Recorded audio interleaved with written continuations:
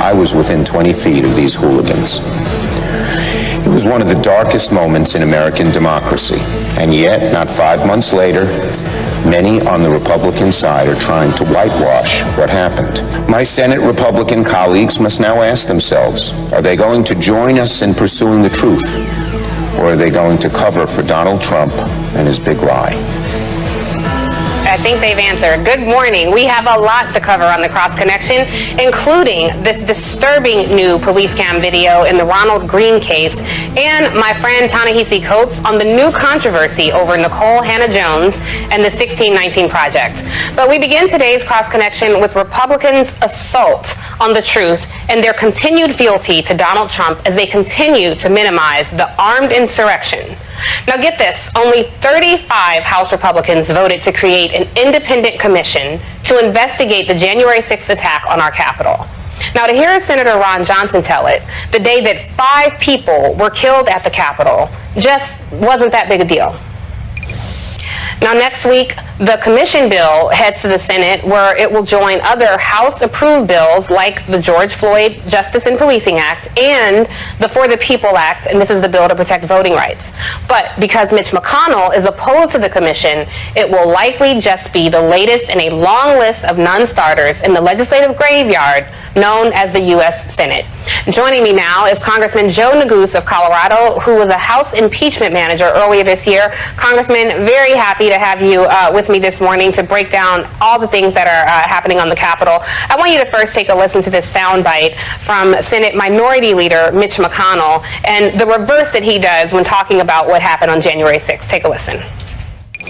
There's no question, none, that President Trump is practically and morally responsible for provoking the events of the day. No question about it. The people who stormed this building believed they were acting on the wishes and instructions of their president. After careful consideration, I've made the decision to oppose the House Democrats' slanted and unbalanced proposal for another commission to study the events of January the 6th. It's not at all clear what new facts or additional investigation yet another commission could actually lay on top of existing efforts by law enforcement and Congress. The facts have come out, and they'll continue to come out. I mean, Congressman, these folks have more flip-flops than the cast of Baywatch. I'm just baffled at how he could look the American people in the face and say that just months after 5 people died. Let me ask you, as a former impeachment manager, what is the purpose of this commission? Well, first let me say, Tiffany, I think what you just saw is really a party that's been subsumed by fealty to one man. And there are many of us who've long believed that the cult of personality that had developed within the Republican Party regarding former President Trump was dangerous for our country, and I think certainly you're seeing that on full display. The commission is a bipartisan effort to try to get to the truth as to what happened on January 6th and to make sure that it never happens again, which means making recommendations to the full Congress on steps that we can take from a security perspective to ensure that we have appropriate guardrails and safeguards to guard our constitutional republic. That is what the commission is about. It is modeled after the 9/11 Commission, which of course was a bipartisan commission that did tremendous work after the 9/11 attack. And as you know, as you just played, it ultimately attracted 35 House Republicans in support of the legislation this last week. I would just say, I think that Americans should be deeply concerned by the actions of House Republicans, in particular this past week, because they really had a clear binary choice between them as to whether or not they chose truth and ultimately creating this bipartisan commission to investigate the events of January 6th, or choosing President Trump. And they clearly chose the latter, and I think it's going to have disastrous consequences for us as a country. It's going to be important for every American of good faith to stand up and push back against the whitewashing of the events of January 6th that so many in the Republican Party have been engaged in over the course of the last few months. Yeah, and that's really what it is, right? I mean, this is whitewashing of recent American history. And I just, have to say, I don't know that the fealty is to Donald Trump, because this was a problematic standpoint of the Republican Party long before Trump even got here. I want you to take a listen to Congressman McCarthy. He is claiming that the commission is not necessary, but it's so obvious it's BS in politics. Take a look at this about-face he makes. No, I don't think so. Are you certain that none of your members were in any communication with any of the people who stormed Capitol Hill? Thank you for the question. Everybody have a nice day. McCarthy, can I ask about the mask resolution from yesterday? Because in the Senate, you don't wear a mask. In the House, you have to wear a mask. The only difference is the Speaker. She doesn't want to abide by the CDC rules. Let me just explain what happened there. He was taking questions. He did not like the questions. He walked away. When someone asked about masks, then he turns back, and all of a sudden he found extra time.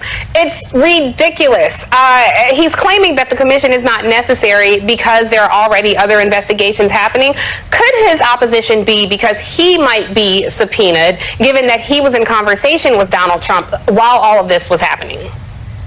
It's certainly a possibility. Obviously, the commission's investigation is complementary, or will be complementary, rather, to all the other investigations that are currently being performed. But I would just say, look, Kevin McCarthy knows that the reasons that he is offering in regards to his opposition to the commission are nonsensical. There are no cogent reasons for not supporting the commission. He knows it, and what's most surprising is that he and others are not even trying to present a veneer of responsibility or being a responsible or thoughtful leader. And again, I think it's symptomatic of the real challenges that exist within the House Republican caucus and the Republican Party more broadly. I also would just say, look, if the Senate Republicans intend to filibuster this bill, as seems to be the case, I could think of no better signal that the United States Senate is fundamentally broken as an institution if their first filibuster is over a bipartisan commission into the events of that would investigate the events of January 6th. And if that is the case, then I think that ultimately the Senate Democratic Caucus is going to have to step forward and end the filibuster, eliminate the filibuster once and for all, so that we can finally deliver for the American people and do the important work that the American people expect us to do, including investigating literally an attack on our republic, the first breach of the Capitol wall since the War of 1812. I echo those sentiments. That filibuster is holding up a lot, including the George Floyd Justice and Policing Act and H.R. 1, as you know, which would protect voting rights as they are under attack all across this country. I'm curious something for you, Congressman, because we've seen, Congresswoman QAnon, Marjorie Taylor Greene confront people. I imagine that some of the work of the commission will be able to investigate, if it happens, if members of Congress were intentionally or unintentionally aiding some of these insurrectionists. Working on Capitol Hill every day, do you feel safe? And as a former impeachment manager, do you suspect that maybe some of your colleagues maybe did help some of these insurrectionists? With respect to the latter question, Tiffany, look, I'm not going to speculate. I think that that's precisely why we'll hope to have a bipartisan commission that can, seek the truth on an impartial and objective basis, and will certainly determine the complicity of any individuals regarding the events of January 6th. In terms of the security posture of the Capitol, we took a really big step this week in ensuring that our Capitol remains secure by passing an emergency security supplemental, or roughly $1.9 billion in funding to respond to the January 6th attack, to protect the U.S. Capitol complex and all who work and serve within it, including the legions of staff and employees who work in our Capitol each and every day, public servants serving the people of our country. So that supplemental really responds to the recommendations that were made by General Honore, which is, you'll recall, he was commissioned by Speaker Pelosi to study some of the security issues within the United States Capitol complex. So I think we made a big step forward, but look, that bill still has to get through the Senate and ultimately to the president's desk, so we've got a lot more work to do. Just really quickly, I want to hone in on this. Do you feel safe working on Capitol Hill, given that, some of the members you serve alongside support and share some of the beliefs of the insurrectionists from January 6th? I do feel safe. I'm grateful to the Capitol Police who, take incredible steps each and every day to protect members of Congress, to protect our staff, to protect all of those who work in the Capitol complex. But again, I think we need to do more, and it's clear, given the supplemental that we just passed on Thursday, that there's a lot more to be done to ensure that the safety of everyone who works in the Capitol complex, including, by the way, citizens as they come into the Capitol complex, is secured for years to come.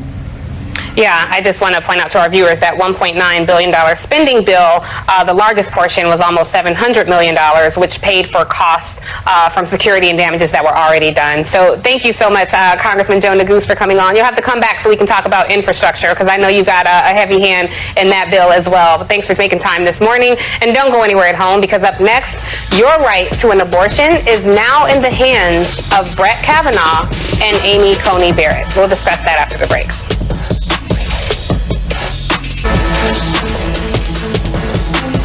For over a year, we basically came out and said we're not going to prosecute these low-level offenses. Our violent crime, unlike 63 of the 66 major municipalities in the country, our violent crime went down 20% and our property crime went down 39%. What that data suggests to me was that these low-level offenses, our crime didn't go up. These low-level offenses never had anything to do with public safety. And so we made those policies permanent going forward. The district attorney is one of the most important people in the criminal justice system, and one we pay way too little attention. It is the district attorney, also called a prosecutor, who decides which charges to bring against alleged criminals, including police officers who brutalize members of the public. Now, a wave of progressive prosecutors has taken office in recent years, vowing to use their power to fight over criminalization and to hold police accountable. But as crime rates rise, can they hold true to those values? The two may not have anything to do with each other. Joining me now to discuss this are two such prosecutors, Larry Krasner, District Attorney for Philadelphia, and my friend Marilyn Mosby, State's Attorney for Baltimore. Thank you both for being here. Larry, I'm going to come to you first on this because you just won your re-election, and I know that one of the things your opponent tried to do to unseat you was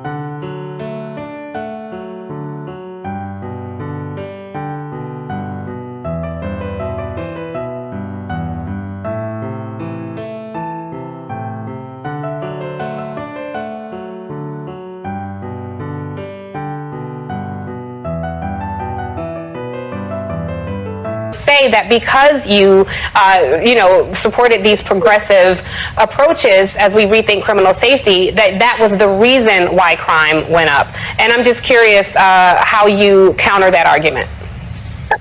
Well, I think the real, first of all, thank you for letting me be here with my good buddy, Marilyn Mosby. I think the lesson coming out of this election is real simple, which is we know progressive prosecution is going to survive, but I'm not so sure about traditional prosecution. This was typical fear-mongering from another era. It had absolutely no impact whatsoever.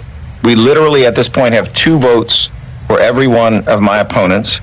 Perhaps even more importantly, in 2 consecutive election cycles, we have seen this outpouring of unexpected and additional votes by people who are enthusiastic about progressive prosecution. So, I think the answer was given to my opponent by the voters. I think you're right, given that you won re-election. And Marilyn, I've talked about your approach on this show before.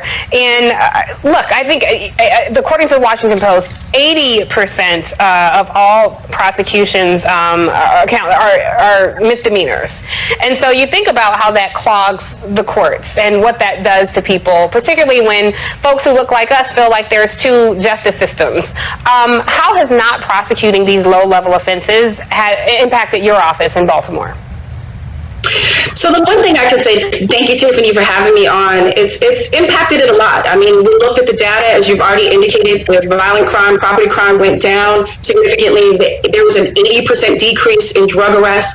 And we partnered with community behavioral health experts that can actually respond to the behavioral health needs of these individuals. And why this is so important is because we're coming out of a global pandemic, right? Where we're going to have a backlog of cases. We have to prioritize our resources. Our homicides and our non-fatal shootings are slightly up. We need to put our time, our attention, our resources on violent offenses, not these low-level offenses that have nothing to do with public safety. And as you've already indicated so eloquently, these low-level offenses that have nothing to do with public safety for Black people in this country can lead to a death sentence. So you look at Freddie Gray. He merely made eye contact with police in a high-crime neighborhood and ended up dead. You look at Eric Garner allegedly selling loose cigarettes. Sandra Bland failed to put on a turn signal. George Floyd is alleged to have passed a $20 bill during a global pandemic for groceries. Dante Wright, we don't know whether it was the air fresheners or the expired tag that most of us probably had during a global pandemic. But these low-level offenses, we have to rethink and reimagine policing and public safety in this country. I completely agree, and I think there's this campaign on the right, Larry, when people say, "Oh, well, look, the left wants to defund the police," and people who get so caught up in a hashtag, instead of being bold enough to rethink how we look at public safety, impacts that. When criminologists say there is no evidence to support that not prosecuting these crimes lead to a higher crime, so. How do you navigate that terrain? Because you just won re-election, but there's still a national narrative that suggests this is going to be a problem in the future. So that national narrative will not go away. It's the way we've thought about criminal justice for at least 40 years. The truth is it's a fear-based politics, and the media in many cases has been complicit. They have supported candidates who were able to carry on and rant about terrible people who need to be locked up forever, as opposed to being scientific about it. It's a major failing in our system. Medicine actually moved towards science and prevention a long time ago. They had some very good results. Criminal justice, no. We have just pretty much been subject to a complete lack of science, a lack of data, and people who are willing to repeat the same phrases over and over. In many ways, what Marilyn is talking about, and Rachel Rollins as well in Boston, with these policies of not going after low-level offenses, policies that we have copied in some instances and pursued as well. We're talking about Rudy Giuliani. We're talking about the idiocy of broken windows, the idiocy of let's stop every young Black man and search him for no reason, with no constitutional justification, something that the Republican Party and Rudy Giuliani and his crew trumpeted even into the Bill Barr era. This is a complete repudiation of that, and we need to go a better direction. Yeah, I'm so happy you brought that up because Rudy Giuliani was never America's mayor for a large sects of American society. Maryland, police unions, I mean, they play a big role in this. They gave Larry's opponent $25,000. You know, you and I have spent time together in Baltimore, so I certainly recall some of the attitude they had towards you and your husband, Nick, my friend. So what do we do about that? Like, why are police unions so eager to arrest and jail at this time where we're rethinking public safety? So I think, as my friend Larry Krasner, I'm so proud of you. Congratulations.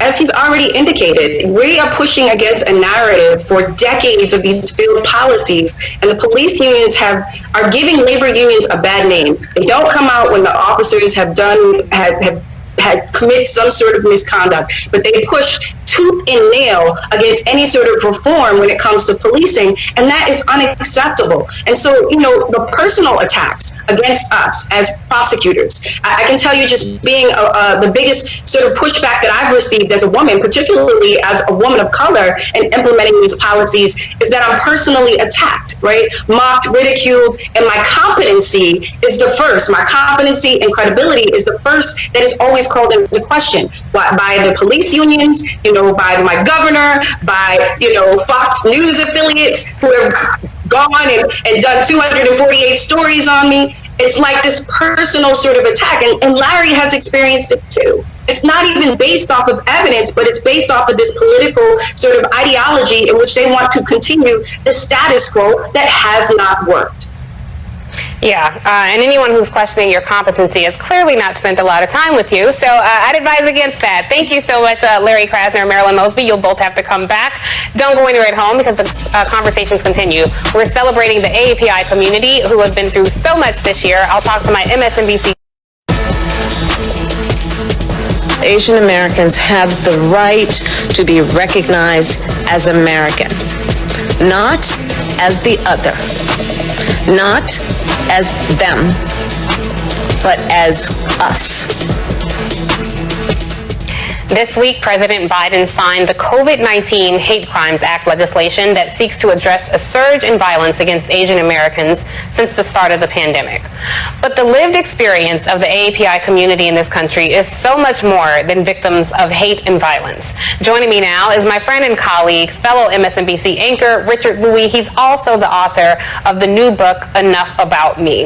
Richard, it's never enough about you, so I'm so happy that you're joining me this morning to talk about AAPI Heritage Month. Look, when we were going to have this conversation, I really didn't want to focus just on the recent acts of violence because, like I said, there's so much more to the AAPI community's lived experience in this country, yet there's so little representation to help share these stories. So I'm curious your thoughts on the lived experience here and what needs to change to make sure that we have more representation across this landscape to have an intellectual curiosity about our fellow countrymen. You know, Tiffany, thanks. First of all, good morning, and thank you for having me. And you understand better than all of us in the room right now, the two of us, what this is all about. You've reported on the AAPI community over the years you've been in the business. The idea that we don't have representation, we don't have representation in media and culture. We need more people that look like this. We also need more people leading in organizations and corner offices that are in boardrooms, in politics. And we just don't have good representation. Representation is super, super important. And when you look at those people who don't know necessarily what AAPI means, that certainly is, it's not an easy Asian American Pacific Islander. That's 50 origin countries. That's over 100 languages and dialects. 2/3, as you know, of this particular community speaks English as a second language, yet they have been here for 200 years. So there's all of these layers to this community that aren't easy to know necessarily, even for me being AAPI. And as we celebrate the Heritage Month, APAHM, it's an important time and different than any other Heritage Month, as you know, Tiffany, that we've ever seen. The Hate Crimes Act that was just, the Anti-Asian Hate Crimes Act that was just signed, all of this in just 1 month. Yeah, and look, I think we are the rising majority of America. This will be a country that has more people of color, and our collective strength works in our favor. And I have to tell you, I do hear from some people, why did the AAPI Hate Crimes Act pass? And, there's still an anti-lynching law that hasn't passed. And that kind of horizontal competition doesn't serve us well, particularly as the fight for voting rights impact both these communities. I want you to take a listen to Vice President Kamala Harris address that very issue. Since the start of 2021, more than 360 bills to restrict the right to vote have been introduced in nearly every state in the United States of America. Many of these bills specifically target vote by mail. And let's be clear about this, specifically target vote by mail, while 64% of Asian Americans vote by mail. This is the fastest growing demographic in this country. I think prior to 2016, this was a voting bloc that was routinely overlooked. Asian American Pacific Islanders didn't identify with either party. I think that has changed drastically in the past decade. This population has been cemented as Democratic voters. Given that I think those days are over, what do you think about harnessing the collective power of the AAPI community, given all of these challenges we're facing in American democracy? Yeah, it's a young voting bloc, not by age, right? Just in terms of solidity and centricity is what you're saying. And it was said by Jeb Bush not too long ago, the AAPI voting bloc was a canary in the coal mine, right? Which way is politics going? Which way might outcomes be influenced? And we look at states like Virginia and Georgia and Texas, where AAPI voters are now showing up and their populations are showing up as well. The new great melting pots of our country are those states, something that you've talked about in many different ways. And as we look at those states and how the different communities of color vote, and when we were just listening to the vice president and how she was commenting how when we see these restrictions around voting access, it does affect this community greatly. And some of the numbers that came out recently in the last week that was looked at by AAPI data, I mean, the AAPI voting bloc has increased.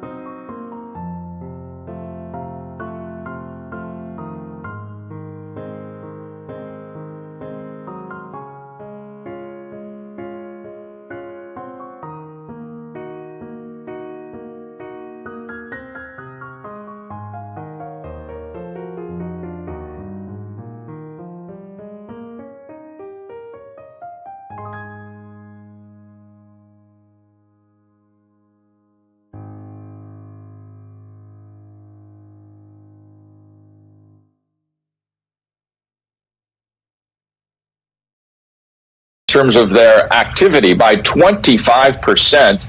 That's double or triple some of the other groups. And by the way, you know this, Tiffany, it's because the base, the foundation is so low. We have not been showing up historically for voting.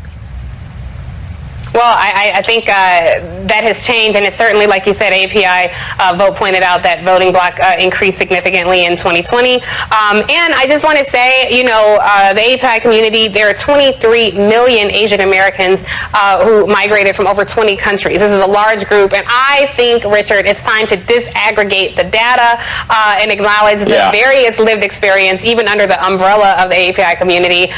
But you'll have to come back and talk about this and more, because you don't just represent the API community. You have a very wide things you can talk about, including Alzheimer's, which I know is something very near and dear to you. So thank you, my friend, for joining me, and be sure to check out Richard's.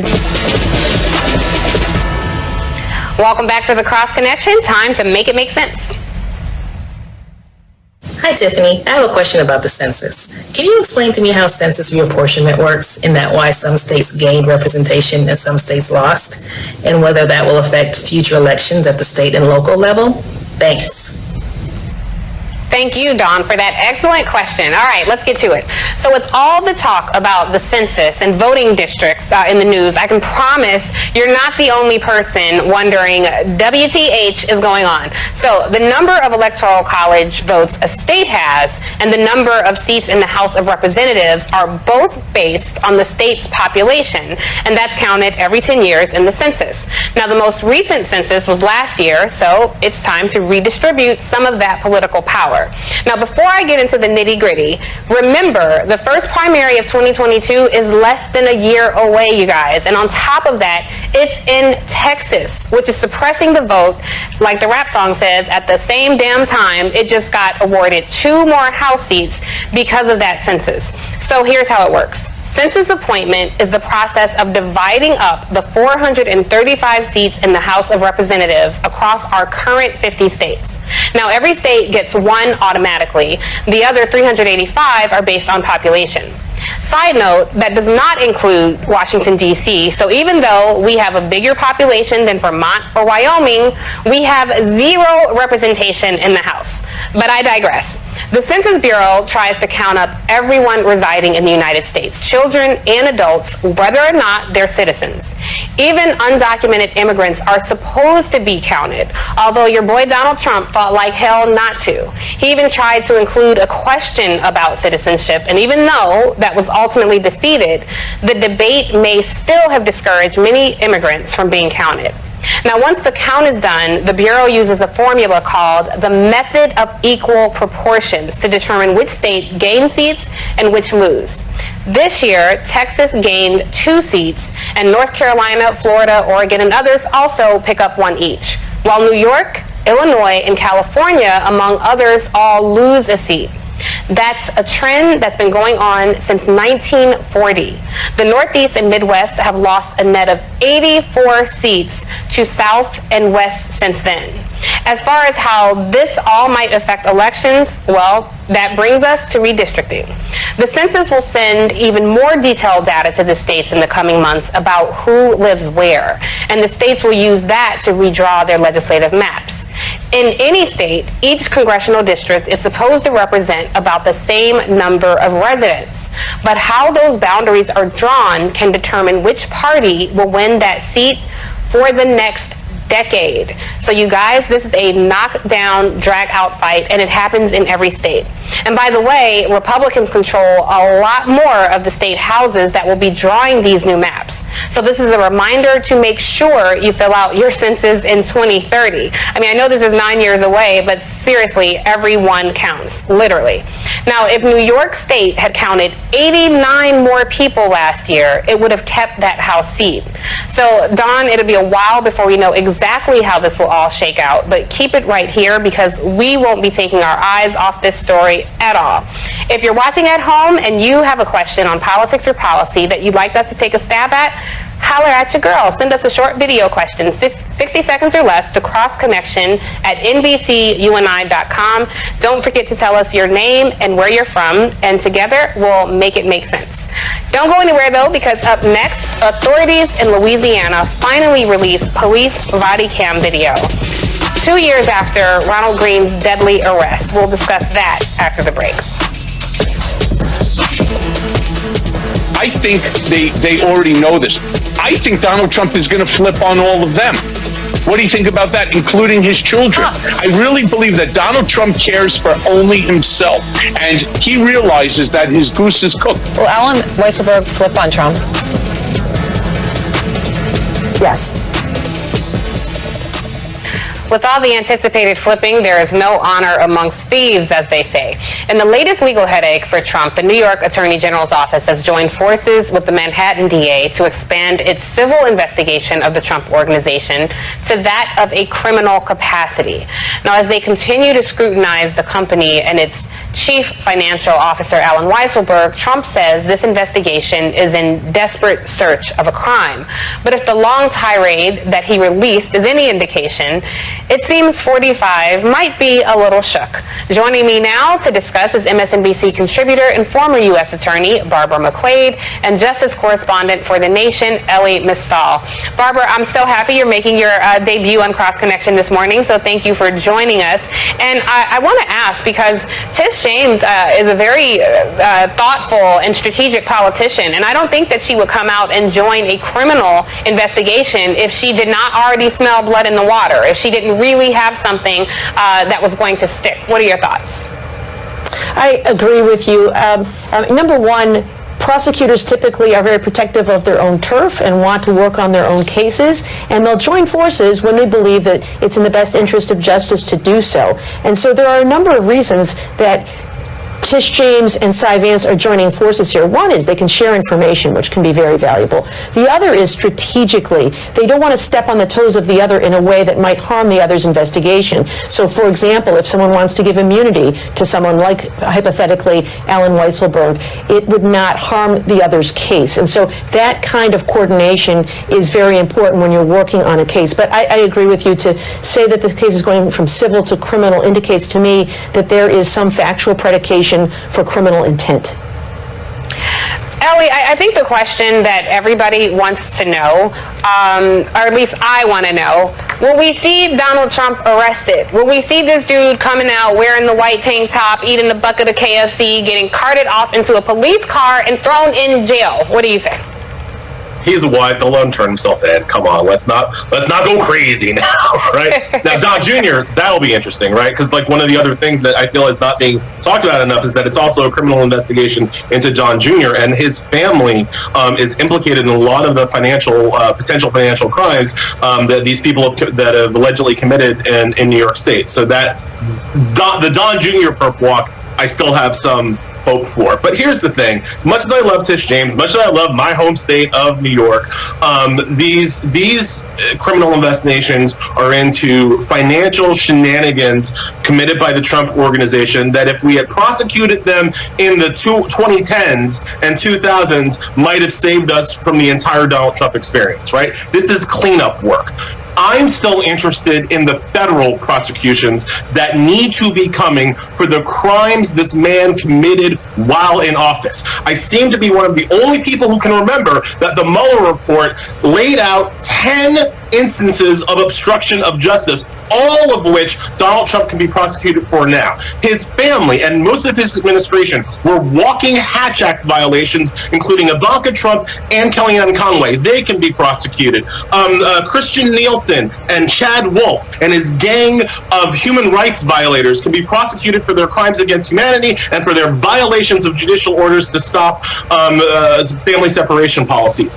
This whole administration needs to be held accountable for what it did while in office, not merely for the financial crimes that Trump committed to get himself to the position where he could run for office. And I'm still waiting on those federal prosecutions to come down the pipe for that.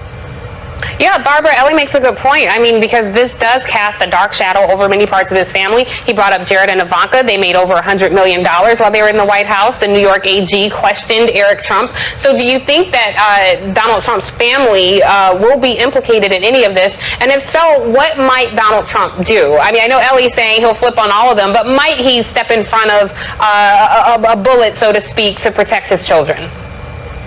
Well, there have been indications of involvement in the very thing that Cy Vance and Letitia James are investigating, fraud at the Trump Organization. We know that Donald Trump Jr. signed some of the checks that were involved in the hush money payments, and Eric Trump has been questioned about the treatment of taxes on properties at the Seven Springs resorts and other places. So it is possible, but of course the facts are going to matter there.